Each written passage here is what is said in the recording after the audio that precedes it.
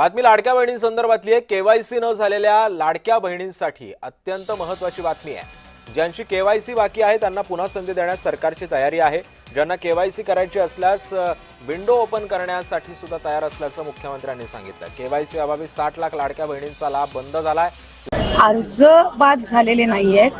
खरं तर महायुतीची एक सर्वात महत्त्वाकांक्षी योजना म्हणजे मुख्यमंत्री माझी लाडकी बहीण योजना आहे। याची ई-केवायसी ची प्रक्रिया ही साधारणपणे गेल्या वर्षी ऑगस्ट महिन्यामध्ये सुरू झाली होती आणि त्याला पहिल्या सुरुवातीच्या ह्याच्यामध्ये जवळपास 3 महिन्याचा कालावधी देण्यात आला होता।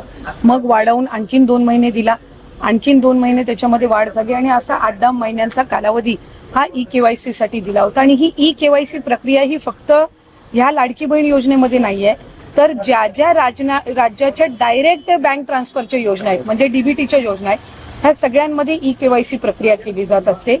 आणि हा जो 80 लाखाचा आकडा आहे हा फक्त ई-केवायसीचा नाही, यात ई-केवायसीचे काही महिला असतील ज्यांनी ई-केवायसी केलेली नसेल इतक्या मुदतीत सुद्धा तेही आहेत। काही आम्हाला गेल्या 10-10.5 महिन्यापासून आम्ही एक IT विभागाचा म्हणजे इन्कम टॅक्सचा आम्ही जो आकडा ज्यांचं उत्पन्न 2.5 लाखापेक्षा जास्ती आहे हा डेटा जो आहे हा आम्ही त्या ठिकाणी मागवलेला होता। त्याला साधारणपणे 10-11 महिन्याचा कालावधी गेला, तर त्या जवळपास एक 11, 11.5, 12 लाख हा तो डेटा याच्यामध्ये 80 लाखामध्ये समावेश आहे। याच्यात 4.5 पावणे 5 लाख अशा महिला आहेत ज्या 65 वयोगटाच्या पुढे गेलेल्या आहेत, जे वयाचं निकष आहे तर त्यामध्ये असतील।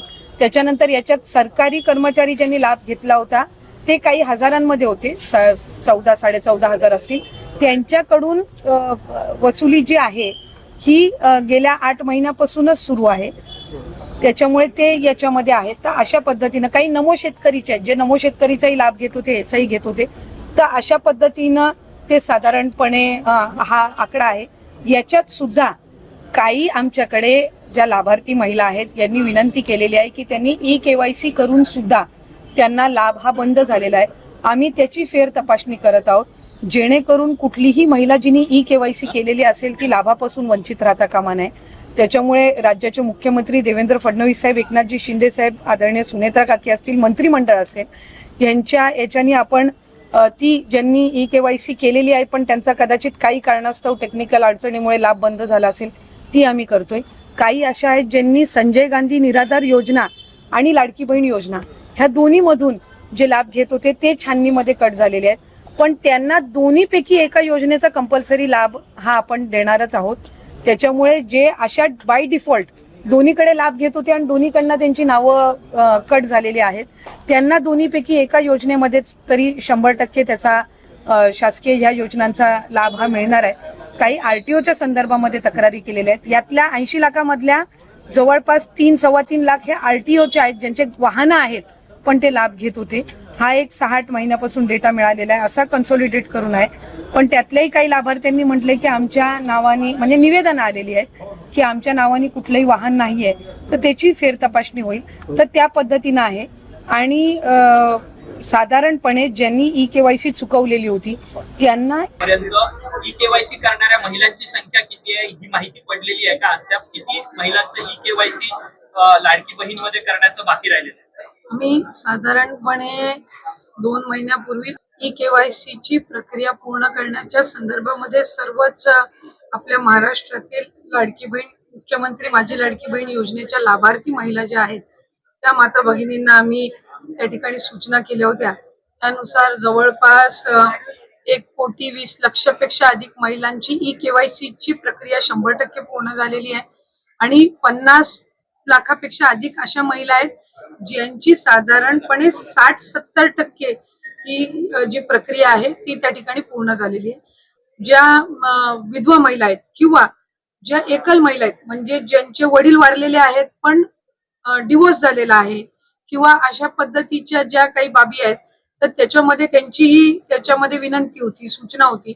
मधल्या कालावधीमध्ये आदरणीय मुख्यमंत्री देवेंद्र फडणवीस साहेब, दोन्ही उपमुख्यमंत्र्यांकडे सुद्धा त्या संदर्भातली चर्चा करण्यात आली आणि 31 पर्यंत आपण ई-केवायसी करण्याची मुदत ही वाढवत आहोत, म्हणजे जेणेकरून ज्या काही जी अतिवृष्टी झाली, पूर परिस्थिती झाली तिथल्याही महिलांना ई-केवायसी साठी त्या ठिकाणी अधिकची मुदतीतून त्यांना केवायसीची प्रक्रिया पूर्ण करता येईल.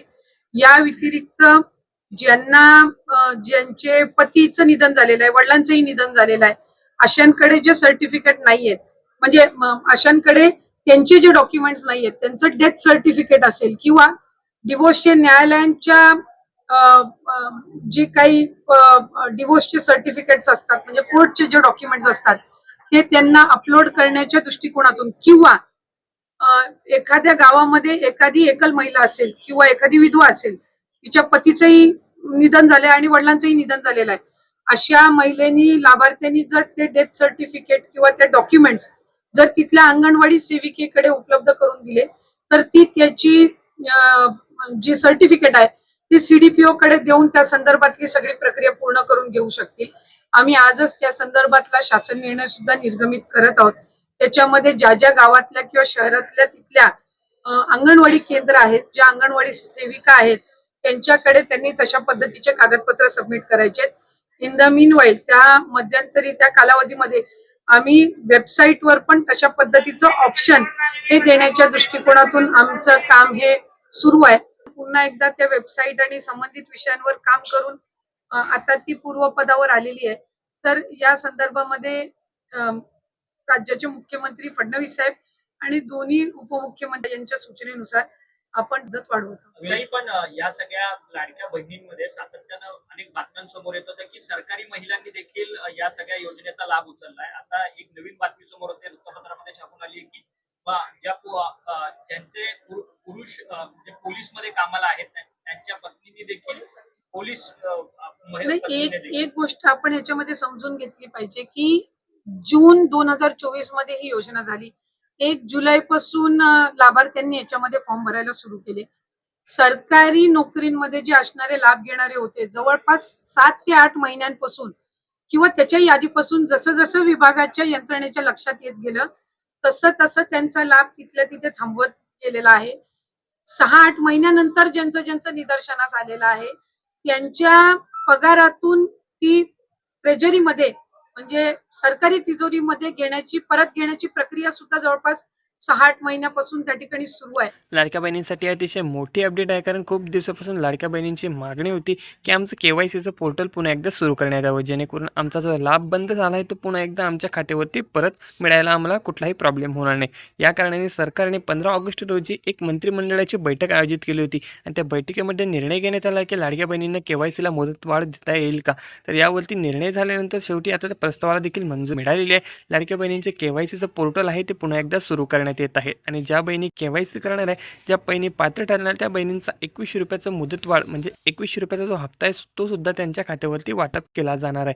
सध्या लाडक्या बहिणींचा जुलै आणि ऑगस्ट महिन्याचा हप्ता रखडलेला आहे, तो वितरण करण्याच्या आदेश सुद्धा जाहीर करण्यात आलेले आणि त्यापूर्वीच KYCची मुदत सुद्धा वाढत आहेत. उद्यापासून म्हणजे 17 तारखेपासून लाडक्या बहिणींची KYCची जी मुदत आहे ती पुन्हा एकदा वाढवली जात आहे. काही दिवसांचा कालावधी यामध्ये असणार आहे. 31 तारखेपर्यंत तुम्हाला ही KYC करता येणार आहे. KYC केलेल्या लाडक्या बहिणींना रक्षाबंधनानिमित्त 21 रुपयांचा लाभ देखील वाढवला जात आहे, कारण लाडक्या बहिणींची मागणी होती 21 रुपयाचा हप्ता आम्हाला कधी मिळणार. तर फायनल त्याची सुद्धा आता अपडेट समोर आलेली आहे.